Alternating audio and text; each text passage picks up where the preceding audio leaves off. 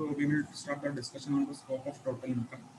So till now we have understood that the scope of total income of a person is dependent upon the residential status, where the income is received or earned, that is in India or outside India, when it is earned in the previous year, and whether what income should be included and not included, that is the exempt income. Okay, then now, as we all have completed the topic on residential status of an individual, we know that residential status of an individual is of divided basically three residential situation may arise in case of an individual. First is the non-resident. An individual can be a non-resident in India during the previous year. An individual can be resident and ordinary resident in India during the previous year. And individual can be resident, not ordinary resident in India. So these three situations can arise with respect to an individual. He can be a non-resident in India, he can be an ordinary resident, or he can be a non-ordinary resident. Now, in scope of total income, what we will be required to do from exam point of view, you will be given a question will be given to you, and in that three situations will be given. What will be the total income of an individual if he is a non-resident in India? Okay. What will be the total income of an individual if he is an ordinary resident in India? What will be the total income of an individual if he is a not ordinary resident in India? So three situations will be given to you, and some list of income will be given like this. List of income will be given, and what is required, we have to assume the three situations as independent of each other. Okay. First, we will consider what will be the total income of an individual if he is an ordinary resident. What will be his total income? Then we will understand what will be the total income of an individual if he is a not ordinary resident, and what will be the total income if he is a non-resident. So all these three situations we have to assume it as an independent and solve this question. Okay, understood how to approach the illustration on scope of total income. In total income, list of income will be given.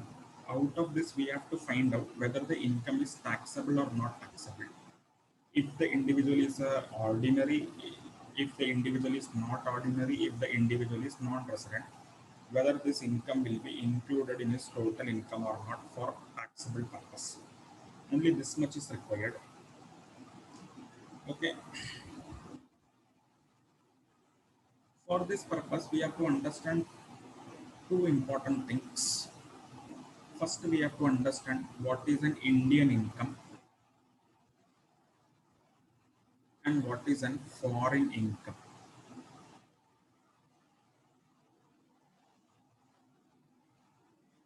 For solving the question on scope of total income, we will have to understand these two things, whether the income given in the question is an Indian income or it is a foreign income.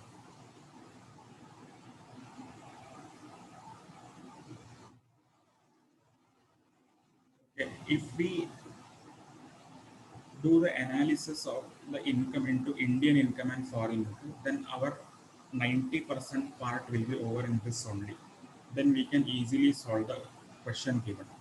First, we have to find out whether the income given is an Indian income or whether it is a foreign income. Now, what is an Indian income? Income earned or received in India is an Indian income.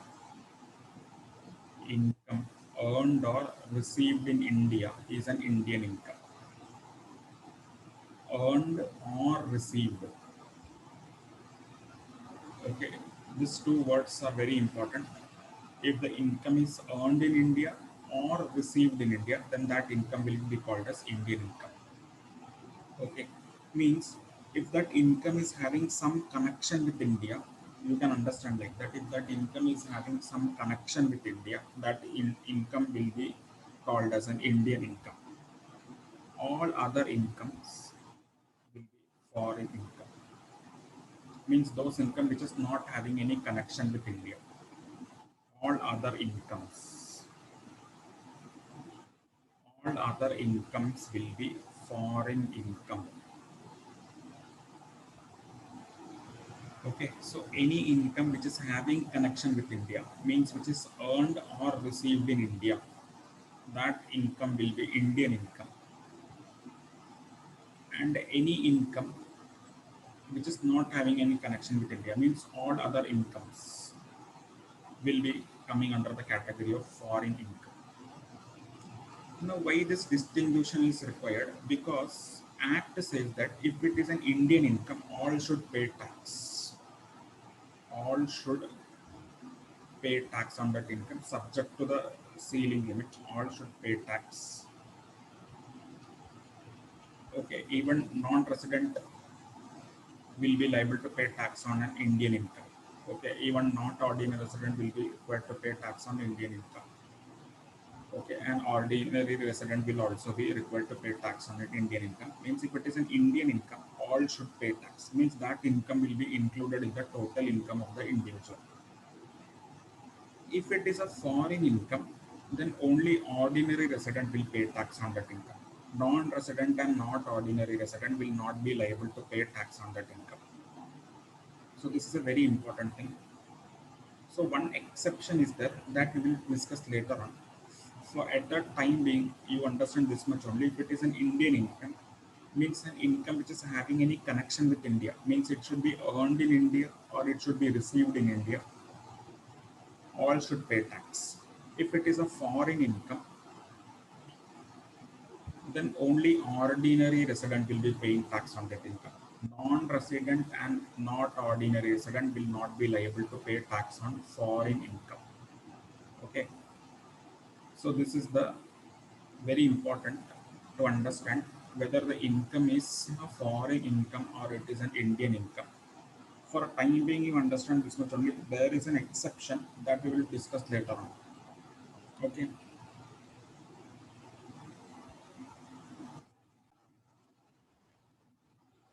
See what is given in the illustration. See, determine the scope of total income in respect of the SSC. So you have to assume if he is a non-resident in India during the previous year, what will be his total income? If he is an ordinary resident in India, what will be his total income?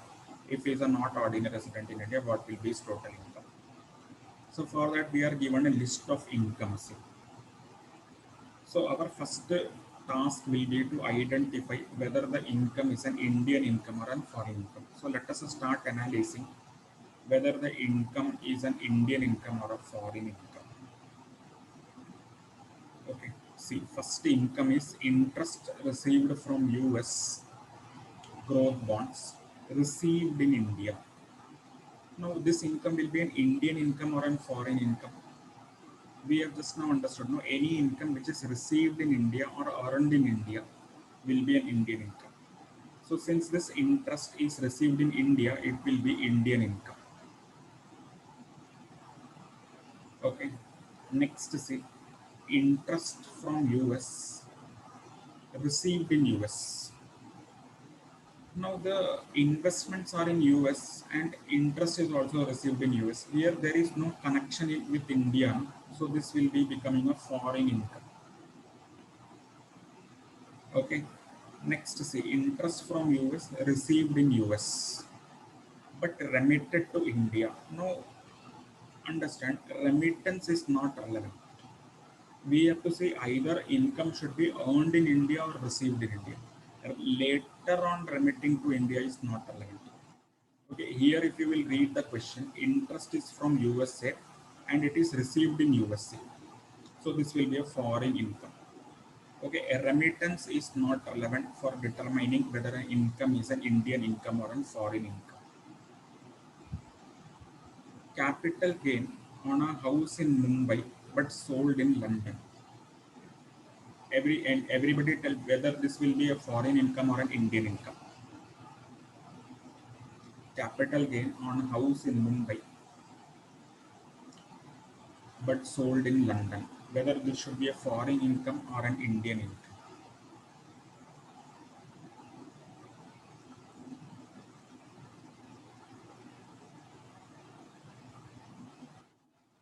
Capital gain on house in Mumbai sold in London. It should be an Indian income or a foreign income.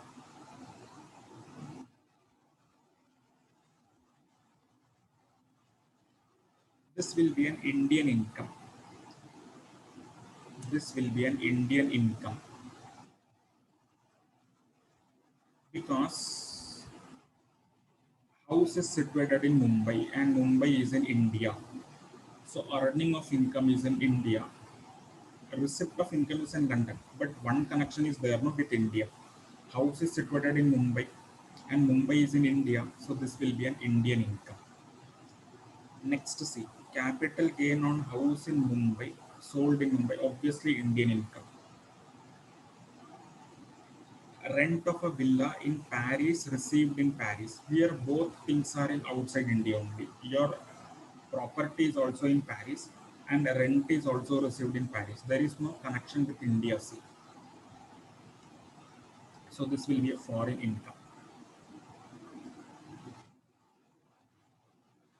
Okay, you have to just to see whether there is any connection with India, nexus with India.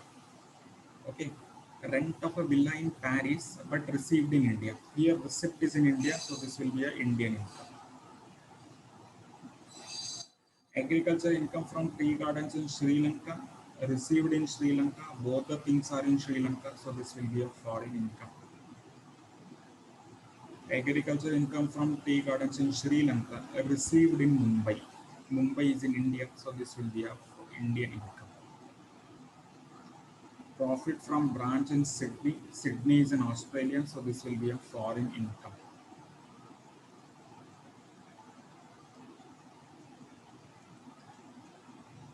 Profit from branch in Mumbai. Very simple, Indian income. Salary for working in Jaipur, received in Jaipur. Jaipur is in India, so Indian income.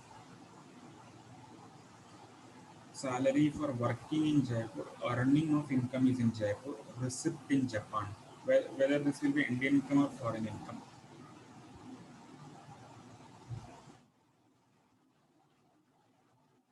You are working in Jaipur, but salary is received in Japan. Whether this will be an Indian income or a foreign income.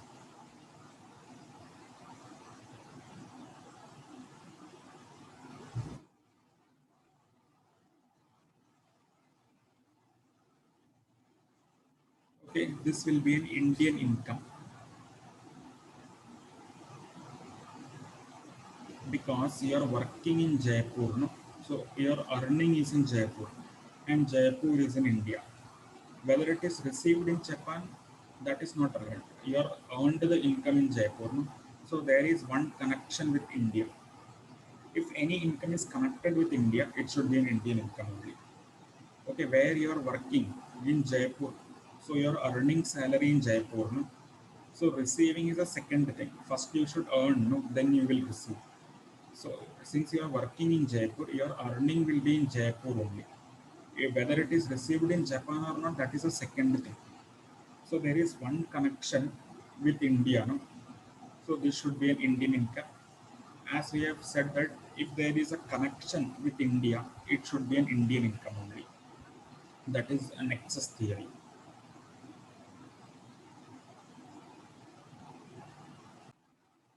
So now we will discuss the solution of this question, how to approach the solution. Particulars, nature of income, which we have already discussed. Then we have to make three situations. That is, assume individual is an ordinary resident or not ordinary resident and he is a non-resident.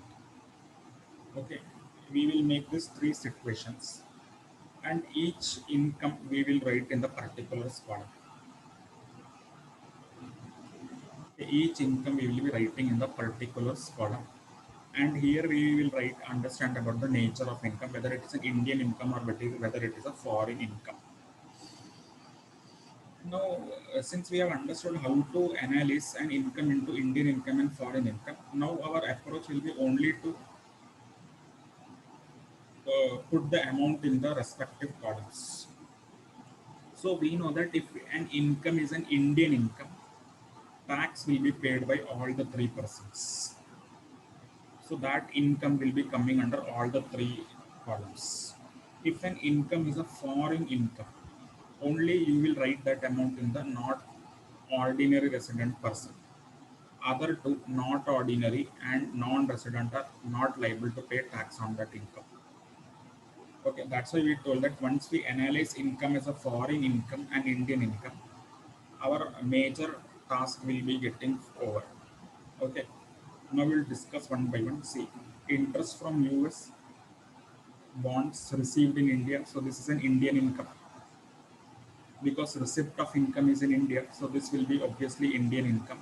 Since this is an Indian income, all the three will be liable to pay tax on this income. So this will be included in all the three situations. Interest from US bonds received in USA.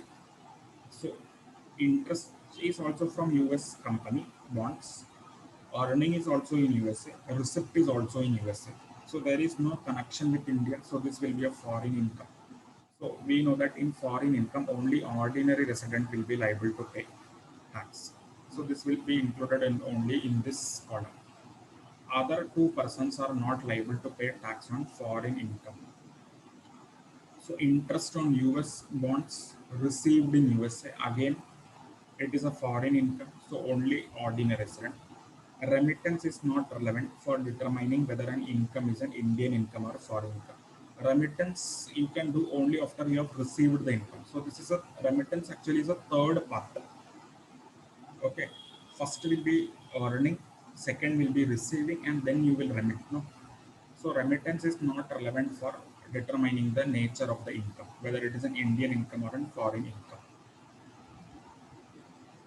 Capital gain on a house in Mumbai, obviously sold in London. So where your house is in Mumbai, so this will be obviously Indian income. So all three will be paying tax on this income, liable to pay tax on this income. Capital gain on house in Mumbai, sold in Mumbai, 100% Indian income. All the three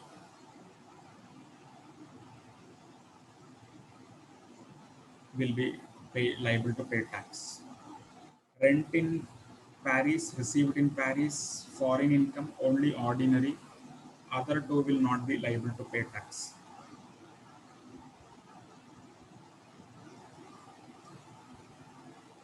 Rent of a villa in Paris, received in India, receiving of income is in India, Indian income means all the three columns. Agriculture garden in Sri Lanka, and receipt is also in Sri Lanka. Earning and receipt both in Sri Lanka.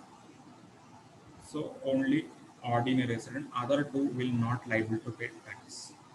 Agricultural garden in Sri Lanka, earning in Sri Lanka, but receiving in Mumbai, India. So Indian income. All the three will be paying tax.